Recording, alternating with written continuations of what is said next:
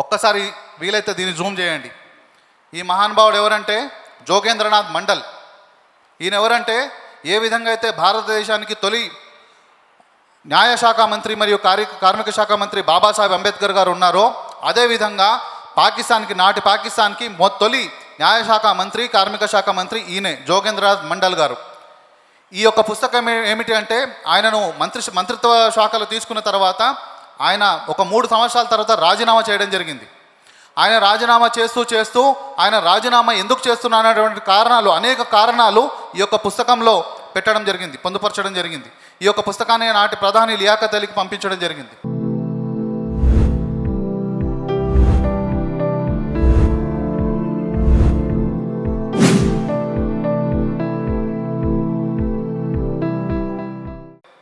ఈ యొక్క పుస్తకంలో ఉన్నటువంటి కొన్ని అంశాలు మీ ముందు కొన్ని కాదు, ఒక పారా చదువుతాను.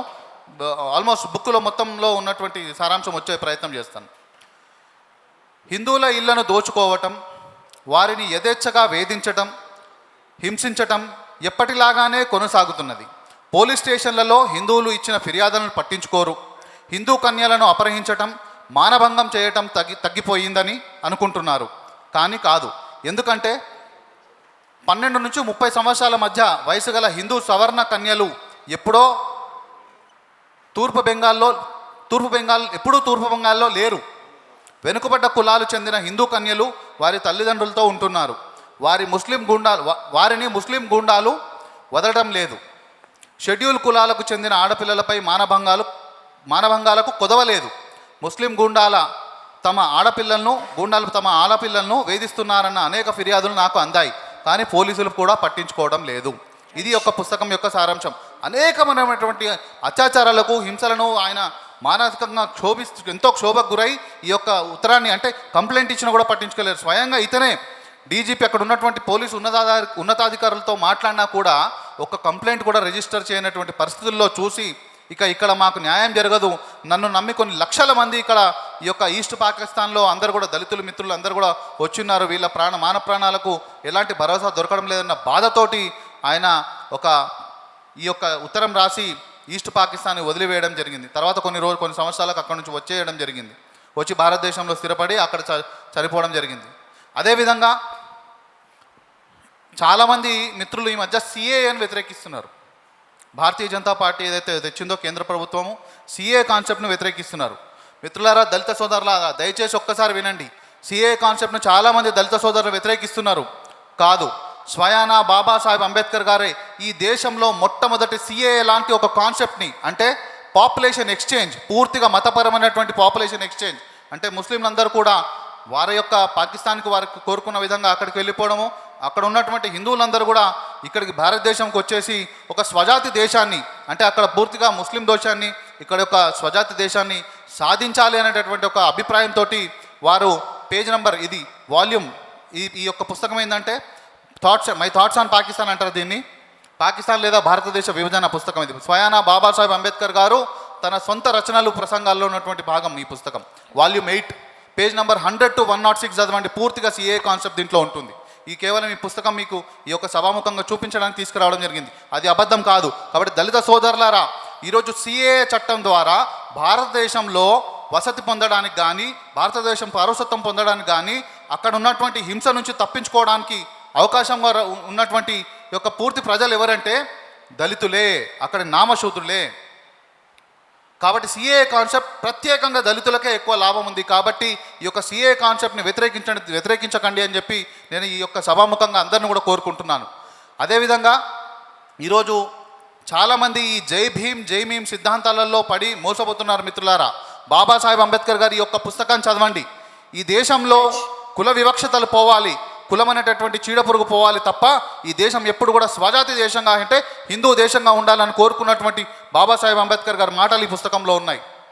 కాబట్టి ఈ యొక్క కొంతమంది కుహానా నాయకుల మాటల్లో మోసపోకుండా ఈరోజు నిజమేంటి, సత్యమేంది, అక్కడ నష్టపోతున్న వాళ్ళందరూ కూడా బంగ్లాదేశ్లో హిందువులుగా నష్టపోతున్నటువంటి వాళ్ళందరూ కూడా మన సోదరులే, దళిత సోదరులే. కాబట్టి ఈ యొక్క కాజ్ పైన మనందరం కూడా కొట్లాడాలి. ముఖ్యంగా ఈ యొక్క కాజ్ పైన ఈరోజు యొక్క వేదికను ఏర్పరిచినటువంటి ఆర్ వాయిస్కు మనస్ఫూర్తిగా ధన్యవాదాలు తెలియజేస్తున్నాను.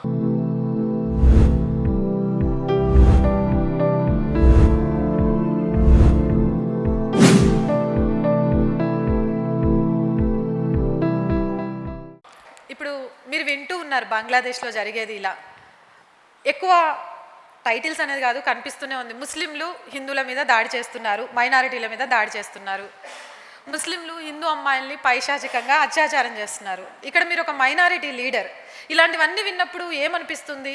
ఎప్పుడైనా సరే నిజంగా ఒక మైనారిటీ లీడర్గా ఇలాంటివి చేయడం తప్పు అని ముస్లింలలోకి చెప్తే యాక్సెప్ట్ చేసే వాళ్ళు ఉన్నారా? నేను పరిపూర్ణంగా నమ్ముతాను.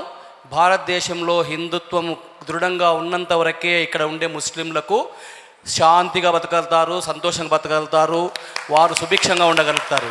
ఎప్పుడైతే హిందుత్వం లేకుండా పోతుందో మనం చూస్తున్నాం. ప్యూర్ ముస్లిం దేశమైన పాకిస్తాన్లో ఎలా చంపుకొని వస్తున్నారు. అక్కడ మోడీ గారు లేరే, అక్కడ యోగి గారు లేరే, మరి ఎందుకు ఒక్కరోజు చంపుకుంటున్నారు? అరే, పవిత్రంగా భావించే మసీదుల పైన కూడా వాళ్ళు బాంబులు వేసుకుంటున్నారు, మానవ బాంబులుగా మారుతున్నారు. దీనికి అంతటికి కారణం ఈరోజు జరిగే అన్ని అనాగరిక చర్యలకు కారణం. అసలు బియామి బౌద్ధ విగ్రహాలను పడగొట్టడానికి ఏ మనసున్న మనిషికైనా మనసు వస్తుందా? ఆఫ్ఘనిస్తాన్లో ఎలా పడగొట్టారు? అది అంత నీచులు ఎట్లా పుడుతున్నారు? కేవలం ఇది ఫండమెంటలిజం, ఇస్లామిక్ ఫండమెంటలిజం. అసలు ఈరోజు ప్రపంచంలో ఎక్కడ కూడా అల్లా ఖురాన్ నడవట్లేదు, కేవలం ముల్లా ఖురాన్ మాత్రమే నడుస్తుంది, కేవలం మదరసా ఖురాన్ మాత్రమే నడుస్తుంది. ఒకవేళ ఖురాన్లో చెప్పినట్లుగా, ఖురాన్లో సూరా 6:109 వర్స్, దాంట్లో do not abuse those who they worship beside Allah. If a person claims to be a Muslim, he is not allowed to insult disrespect another religion. ఎంత చక్కగా ఉంది ఇస్లాంలో. ఎవరైతే ఇస్లాం ఫాలో అవుతారో వాడు నిజమైన ముస్లిం అయితే ఎవరిని కూడా అసలు అగౌరవపరచవద్దు. చంపడం వేరే విషయం, అగౌరవపరచవద్దు. వారిని కూడా నీ తోటి సోదర వల్ల చూస్తారు. For you your religion, for me my religion. ఎవరి మతాన్ని వాళ్ళు అనుసరించాలని చెప్తారు. కానీ ఈ మతమౌఢ్యం అనేది నేను ఖచ్చితంగా గంటపదం చెప్పగలుగుతాను. ఖచ్చితంగా ఈ మద్రసాలే ఇలాంటి అన్ని అనాగరిక చర్యలకు ఒక ఉత్పత్తి కేంద్రాలకు ఈరోజు మారుతున్నాయి. కాబట్టి ఖచ్చితంగా ఎక్కడైనా ప్రపంచంలో ఎక్కడ మద్రసా ఉన్న దాన్ని ఖచ్చితంగా బ్యాన్ చేయాల్సిందే. ఇంకో విషయం, అసలు ఇంకా ప్రపంచం ఎక్కడ పోతుంది? 72 హూర్ అసలు ఎవరు చూశారో? నీవు ఇస్లాంను కనుక ప్రమోట్ చేస్తే నువ్వు స్వర్గానికి వెళ్ళిన తర్వాత 72 మంది దేవకన్యలు. అరే, ఇక్కడ మంచిగా బతకబోయి నువ్వు, ఇక్కడ నీకు తినడానికి తిండి లేదు, ఉండడానికి ఇల్లు లేదు, నీకేమో స్వర్గానికి పోయినాక 72 దేవకన్యలు. ఏం చేసుకుంటావు అక్కడికి? సో దీన్ని నింపుతారు. దానివల్లనే ఈ యువత అంతా కూడా పాడవుతుంది. ఈరోజు ఏ ఇస్లామిక్ కంట్రీలో కూడా ముస్లింలు సుఖంగా లేరు, ఆనందంగా లేరు. కేవలం భారతదేశంలో మాత్రమే ఉన్నారు. కాబట్టి అలా రాకుండా ఉండాలనే ఉద్దేశంతోనే మా ప్రధానమంత్రి మోడీ గారు సిఏఏను స్టార్ట్ చేశారు. బీజేపీ చేసింది కాబట్టి అది తప్పు, ఏది చేసినా తప్పది. సిగ్గుండాలి.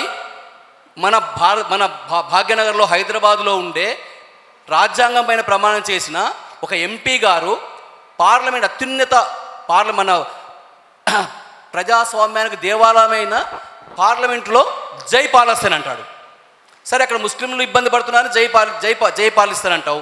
మరి ఇక్కడ పక్క దేశంలో హిందూ సోదరులు, అది కూడా నువ్వు జై భీమ్ అంటావు కదా, హిందువులు ఎక్కువగా ఉండే దళితులు అక్కడ చంపబడుతున్నారు. మరి ఎందుకు నీవు నోరు పలకట్లేదు?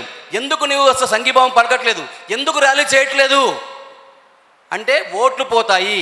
కాంగ్రెస్ వాళ్ళు కూడా మాట్లాడరు. ఎప్పుడైతే ముస్లిం వచ్చిందో ఏ నోరు పెగలదు, ఈ సమాజంలో ఉండే ఏ నోరు పెగలదు.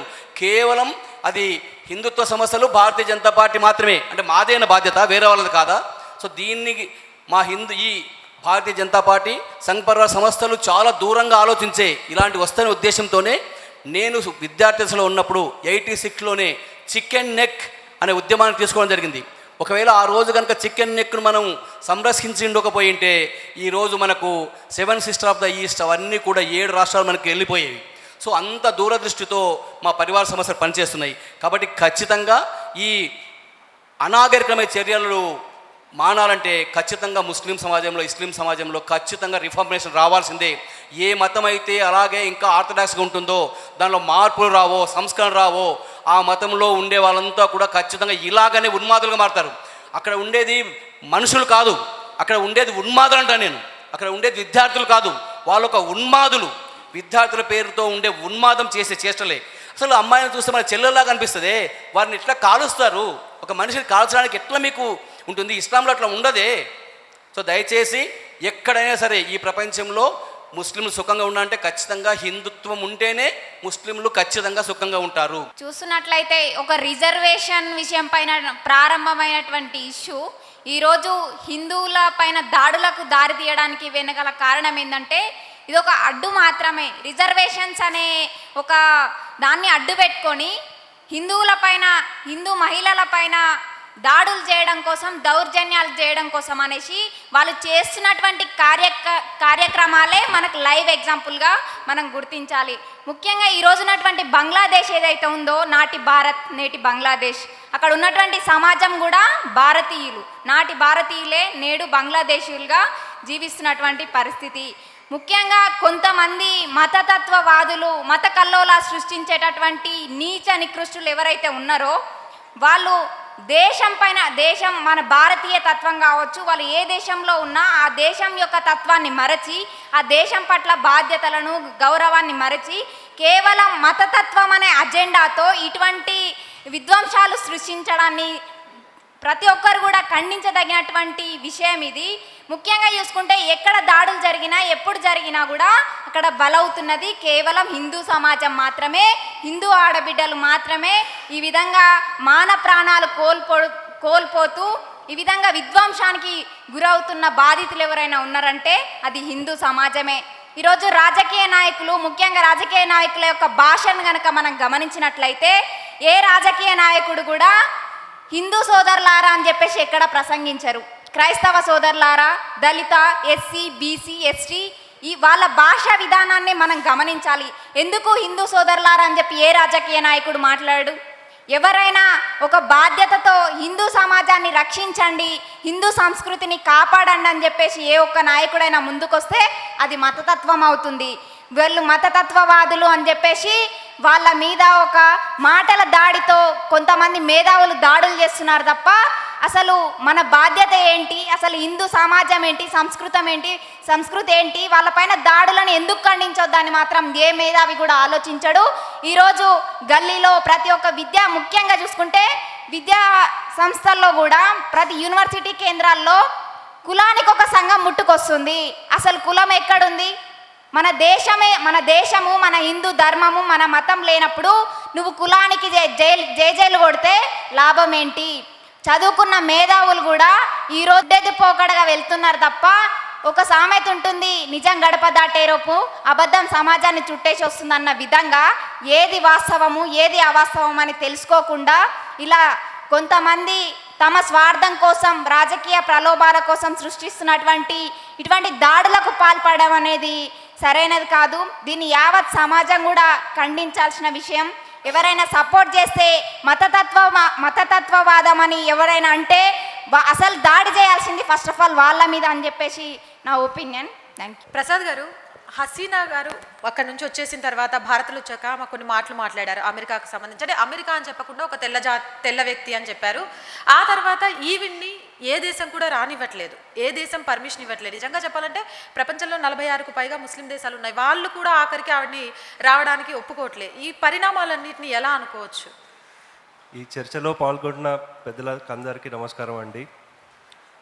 అలాగే మనం మెయిన్ స్ట్రీమ్ మీడియా ఎస్పెషల్లీ తెలుగులో చూసుకుంటే పెద్ద పెద్ద ఛానల్స్ కానివ్వండి, న్యూస్ పేపర్లు కానివ్వండి, గత 15-20 రోజుల నుంచి మనం చూస్తుంది ఏంటంటే విజయసాయి రెడ్డి, దువ్వాడ శ్రీనివాస్, ఇంకోటి ఆయన తరుణ్, యాక్టర్ తరుణ్ ఉన్నాడు, ఈ న్యూస్లే వస్తున్నాయి. అంటే ఇవన్నీ ఏంటంటే యాక్చువల్ మెయిన్ ఈ న్యూస్ ఎక్కడ కవర్ అవ్వట్లేదు. ఇలా ఉన్నప్పుడు మనకిక్కడ our voice is our voice అన్నట్టు మీరు ఇంత చక్కనైన ప్రోగ్రాం ఏర్పాటు చేశారు. అలాగే 1,00,000 మంది సబ్స్క్రైబర్ చేరారు, చాలా ధన్యవాదాలండి, శుభాకాంక్షలు.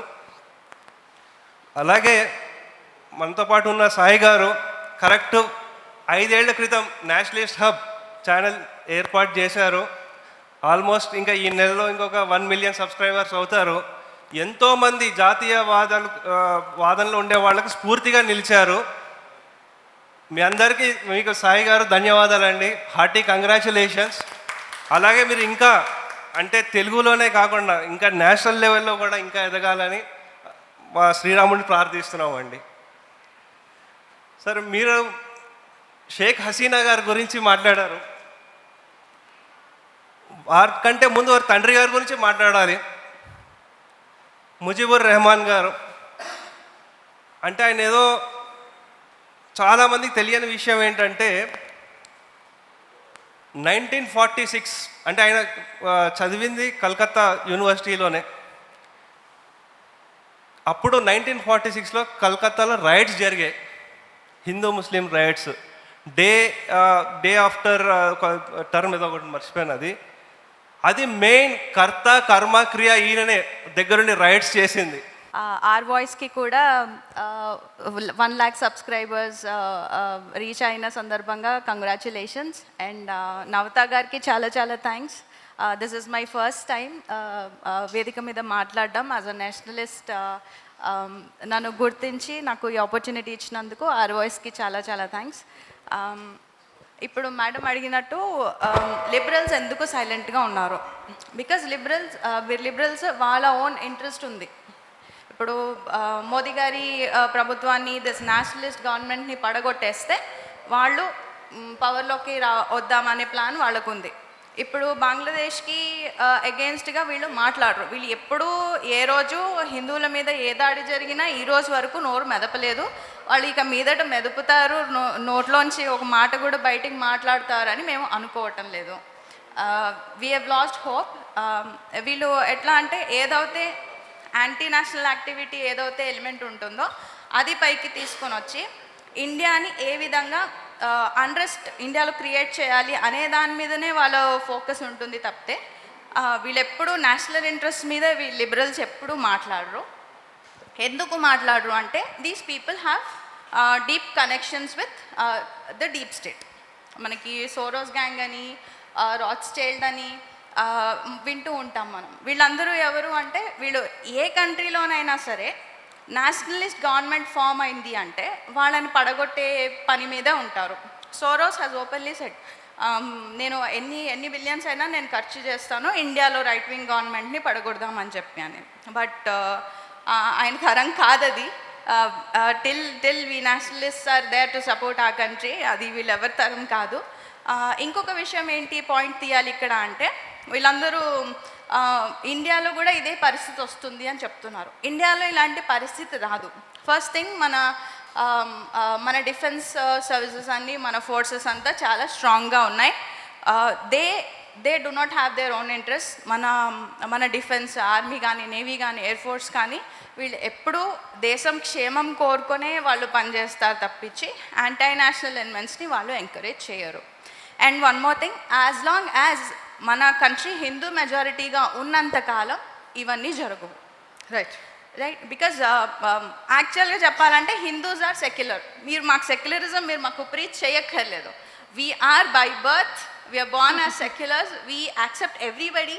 మేము యాక్సెప్ట్ చేయకపోతే వేరే కంట్రీస్ నుంచి, వేరే ల్యాండ్స్ నుంచి వేరే రిలీజియన్స్ ఇక్కడ ప్రాస్పర్ అవ్వవు.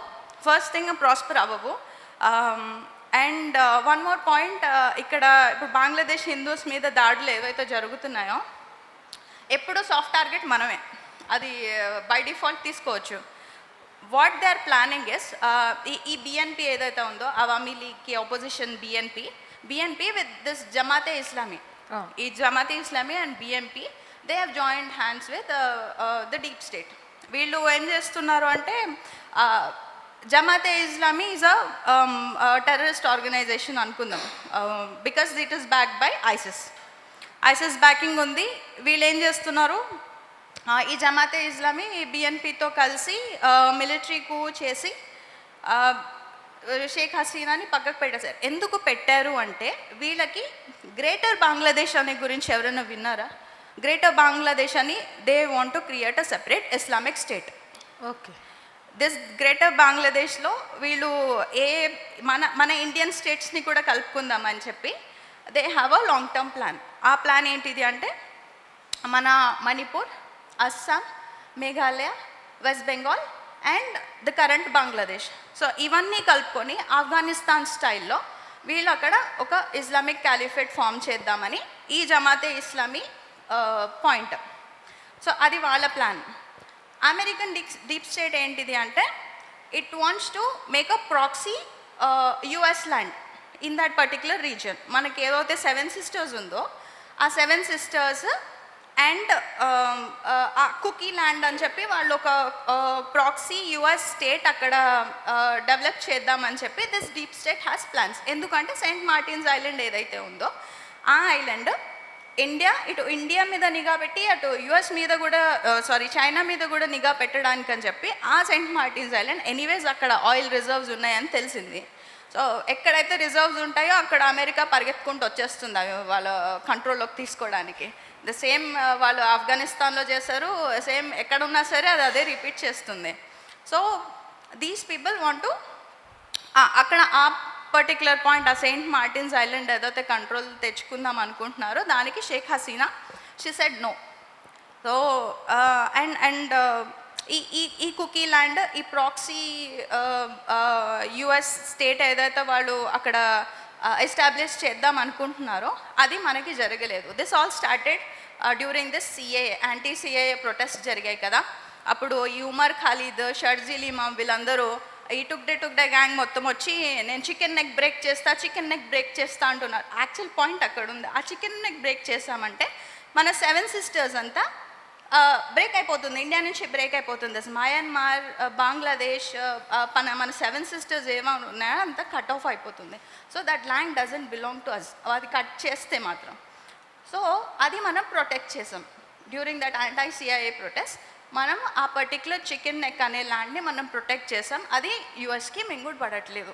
సో ఇటు మనం ఇస్లామిక్ క్యాలిఫేట్ని స్టాప్ చేసాము, అక్కడ కుకీ ల్యాండ్కి మనము అడ్డం పడ్డాము. So this US deep state is అది ఎలా మనం బ్రేక్ చేయాలి నేషనలిస్ట్ గవర్నమెంట్ని అనే దీంట్లో బంగ్లాదేశ్లో అన్రెస్ట్ క్రియేట్ చేసింది. They are trying to create unrest with in India also. మన వెస్ట్ బెంగాల్ చూస్తున్నాం already this demographic change has happened. అది స్టేట్ స్పాన్సర్డ్ అనే చెప్పొచ్చు, డైరెక్ట్ చెప్పేస్తున్నాను. స్టేట్ స్పాన్సర్డ్ డెమోగ్రాఫిక్ చేంజ్ నడుస్తుంది వెస్ట్ బెంగాల్లో. అండ్ నాకు పర్సనల్గా నాకు తెలిసి ఒక బెంగాలీ ఫ్యామిలీస్ ఏవైతే ఉన్నాయో they have already started saying that exodus is happening in West Bengal. మనం బెంగాల్లో ఉన్న వాళ్ళే ఇండియాలోకి వాళ్ళు వేరే స్టేట్స్కి ఎక్సోడస్గా వచ్చేస్తున్నారు. ఎందుకు అంటే అక్కడ రోహింగ్యా ఇన్ఫిల్ట్రేషన్ ఆల్రెడీ జరిగిపోయింది. ఈ ఇన్ఫిల్ట్రేషన్స్ ఎందుకు జరుగుతున్నాయి? ఇండియాలో అన్రెస్ట్ క్రియేట్ చేయడానికి. ఇండియాలో ఎందుకు అన్రెస్ట్ క్రియేట్ చేయాలనుకుంటున్నారు యుఎస్ వాళ్ళు అంటే మన స్టేట్ ప్రాస్పర్ అవ్వడం వాళ్ళకి ఇష్టం లేదు, మన కంట్రీ ప్రాస్పర్ అవ్వడం వాళ్ళకి ఇష్టం లేదు. Because they want to control everything. US wants to control everything. మన ఇండిపెండెంట్ పాలసీస్ ఉన్నాయి. రష్యా మీద శాంక్షన్స్ పెడితే మనం ఎవరము ఇండియా వాళ్ళ శాంక్షన్స్ అవి పట్టించుకోకుండా we are friends with Russia and మన ఓన్ ఇంట్రెస్ట్ చూసుకొని we are going with Russia. So ఆ శాంక్షన్స్ పట్టించుకోలేదన్న కోపం ఉంది. అండ్ యుఎస్ ఆల్వేస్ మన ఫ్రెండ్ అని చెప్పినా కానీ యుఎస్ మనల్ని వాళ్ళు కాంపిటీటర్గానే ట్రీట్ చేస్తారు. And we are growing economy. China and India both are competitors to US.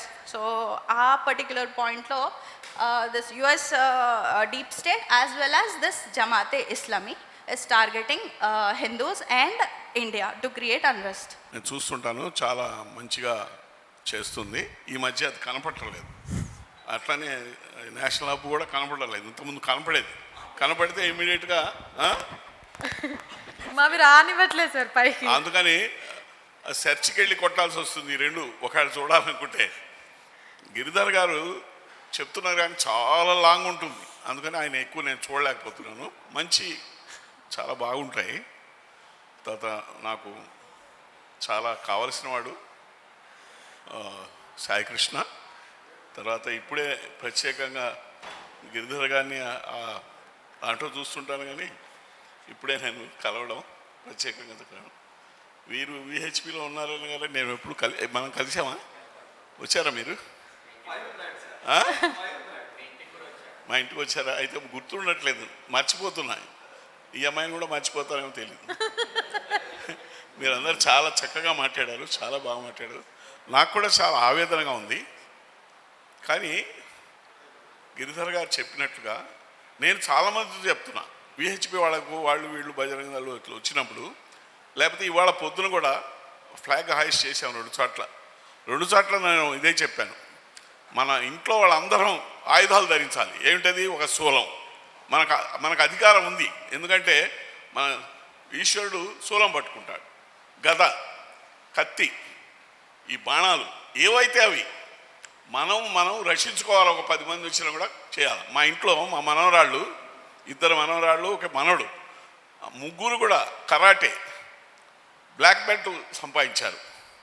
ఎందుకంటే వాళ్ళకి చెప్పాం, మనం ఇతరులను రక్షించాలి, మనం రక్షించుకోవాలి. కాబట్టి హిందూగా మనం బతకాలనుకుంటే, ఎందుకు బతకాలని కూడా నేను చెప్తాను. ఎందుకు బతకాలా? ఏ మతంలో కూడా సర్వే భవంతు సుఖిన, సర్వే సంతు నిరామయ, సర్వే భద్రాణి పశ్యంతు మా కశ్చిత్ కుమార్. ప్రపంచం అంతా సుఖంగా ఉండాలి అనుకునే ఒక మన ధర్మం ఎక్కడా లేదు. నా దేవుణ్ణి పూజిస్తేనే నువ్వు స్వర్గం వెళ్తావు, లేదా నా అల్లానే పూజిస్తే స్వర్గంలోకి వెళ్తావు అని ఉంది. కానీ మనం ఏకం సత్ విప్రా బహుదా వదంతి. నువ్వు ఏ మార్గం ద్వారా భగవంతుడిని చేరాలంటే అన్ని మార్గాలు ఉన్నాయి, ఎన్నో ఉన్నాయి మనకి. భక్తి, జ్ఞాన, వైరాగ్యం, రాజమార్గం, ఇన్ని ఉన్నాయి. వీటిట్లో ఏ పద్ధతి అయినా ఓకే. భగవంతుడు ఒకడే మనకు. ఇప్పుడు భగవంతుడు ఇవి చాలా నాకు చెప్పాలని ఉంటుంది, ఎందుకంటే మన పిల్లలకి మనకు అర్థం కాకుండా పోయింది. వాళ్ళకి మనం కరెక్ట్గా ఇవ్వలేకపోతున్నాం, సైంటిఫిక్గా ఇవ్వలేకపోతున్నాం. సైన్స్ ఉంది కానీ ఇవ్వలేకపోతున్నాం. ఏమయ్యా మీ దేవుళ్ళు ఇంతమంది, ఏ దేవుడు కాపాడతాడు? కాదు, బంగారం ఒకటే. కానీ ఇక్కడ పెడితే నెక్లెస్, ఇక్కడ పెడితే వడ్డాణం. భగవంతుడికి అన్ని శక్తులు ఉన్నాయి. ఒక్కో శక్తిని ఒక్కో ఫ్రీక్వెన్సీ లాగా అనుకుంటే మనం ఆ శక్తిని పూజిస్తే మనకు ఆ శక్తి వస్తుంది.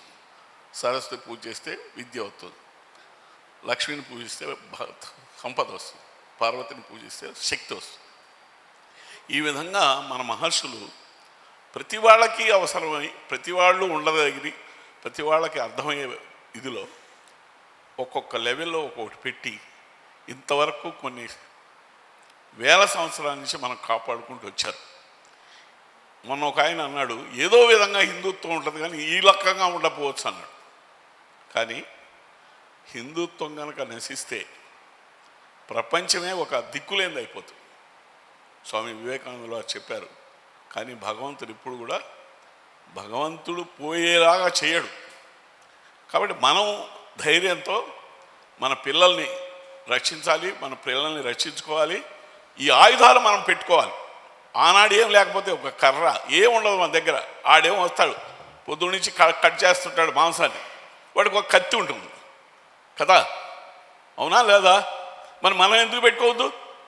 గిరిధర్ గారు ఆ రోజు చెప్పారు, ఎప్పటికైనా మనం మారాలి. మొత్తం దేశంలో ఉన్న వాళ్ళందరం ఓ 4 ఆయుధాలు పెట్టుకోవాలి. 4 తీసుకొని మనం పోరాడాలి.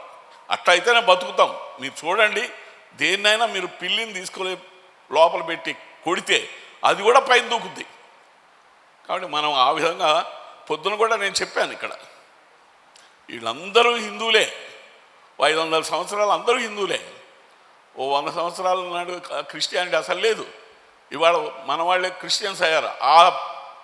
నేను మన పెద్దవాళ్ళందరినీ నేను అడుగుతున్నాను, ఈ స్పృహ వాళ్ళకు వచ్చేట్టు చేస్తే అందరం కలిసి మన ఈ దేశాన్ని గొప్ప చేసి ఆ డిస్కషన్ జరగాలి. వాళ్ళని కూడా తీసుకురావాలి. అరే మీ 400-500 సంవత్సరాలు ఎవడరా మీ వాడు, తీయండి వెనక్కిపోండి. మీరు కూడా అందరం వాళ్ళది. 1+1 అయితే 11 అవుతుంది, 1 - 1 అయితే 0 అవుతుంది. కాబట్టి ఇక్కడ కొట్టుకోవడం, చంపుకోవడం దాన్ని కూడదు. ఎక్కడ తేడాలు ఉన్నాయో అది గమనించి అవసరం లేదు. నేను పొద్దున ఒక ముస్లిం ఫ్రెండ్ ఉన్నాడు, అతనితో చెప్పాను, అయ్యా మీ దాంట్లో బాగానే ఉంది, ఒక 24 చోట్ల 25 చోట్ల నేను ఖురాన్ తెప్పించుకొని చదివాను. మా దగ్గర కలీం అని ఒకడు ఉన్నాడు, పని చేస్తున్నాడు. ఒరే ఇట్లా చంపాలని ఉందిరా మీ వాళ్ళు,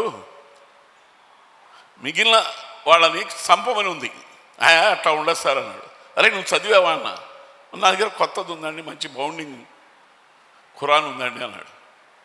నేను కొన్ని పాయింట్స్ పెట్టి ఎవరో పంపించారు తెలుగులోనే, అవన్నీ పెట్టి ఎవరే నేను ఇవన్నీ చదవలేనురా, ఈ ఆయత్తులన్నీ ఉంటాయి దానిలో, ఆయత్ ఆ నంబర్స్ అన్నీ పెట్టి ఫ్లాప్ పెట్టి తీసుకురా చూద్దామన్న. వాడు అన్ని ఫ్లాప్స్ పెట్టి నిజమే సార్ ఇందులో ఉన్నాయన్న. అంటే కాఫీర్ ఎవడైతే తన మతం అంగీకరించడం వాడిని చంపమనే ఉంది, వాడితో స్నేహం చేయొద్దని ఉంది.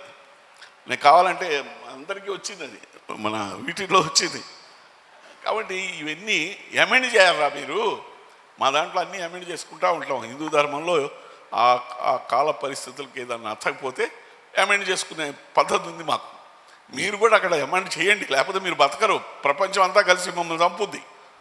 ఇవాళ వదిలే, ఎందుకంటే రేపు పొద్దున వాళ్ళిద్దరికే పడుతుంది, క్రిస్టియన్స్ ముస్లిమ్స్. వాళ్ళిద్దరికి పడినప్పుడు అందరూ చంపుకోవడం అవుతుంది. ఇప్పుడు మహాభారత యుద్ధంలో ఎన్ని అక్షౌహిణుల సైన్యం పోయింది. కాబట్టి ఇవన్నీ ఏముంటుందో తెలీదు. గాయత్రి మంత్రం ఏం చెప్పుద్దంటే మంచిగా ఆలోచించండి, మంచి పనులు చేయండి. ఇదే గాయత్రి మంత్రం. Thank you so much.